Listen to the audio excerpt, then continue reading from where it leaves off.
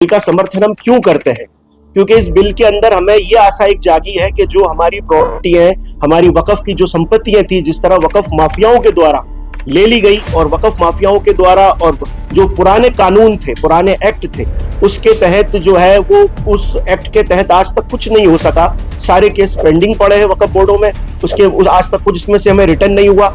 और ये बात जो थी हमें आप तक पहुंचानी थी, और ये तमाम सूफी समुदाय को आज रिप्रेजेंट करने के लिए दोनों संगठन जमा है। जो है इसके साथ साथ मंसूर खान साहब जो सूफी इस्लामिक बोर्ड के अध्यक्ष हैं, और मैं भारतीय सूफी संत संगठन का अध्यक्ष हूँ, और मीरा अतार दरगाह गादीपति हूँ। अब ये आपके समक्ष हाजिर होकर हम आज ये बात रखना चाहते हैं कि जो सड़कों पर है, जो आज वक्फ अमेंडमेंट बिल का जो विरोध कर रहे हैं, उन्हें एक सवाल पूछा जाए कि भाई वो उनका क्या खोया है और उनके पास क्या था।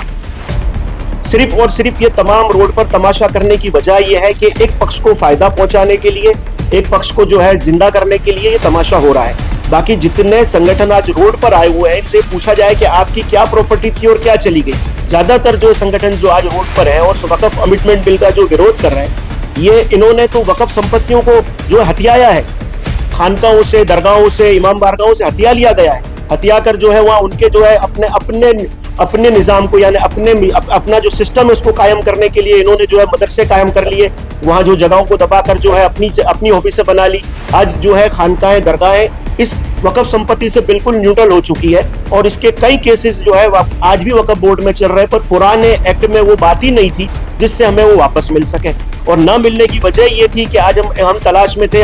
हम लोग जब से ये नया अमेंडमेंट बिल आया है, इसको हम बड़ी बारीकी से देख रहे थे। अगर हम भी विरोध कर सकते थे, हमारे पर भी दबाव बनाया गया कि आप इस नए बिल का विरोध करें, हमारे साथ समर्थन करें।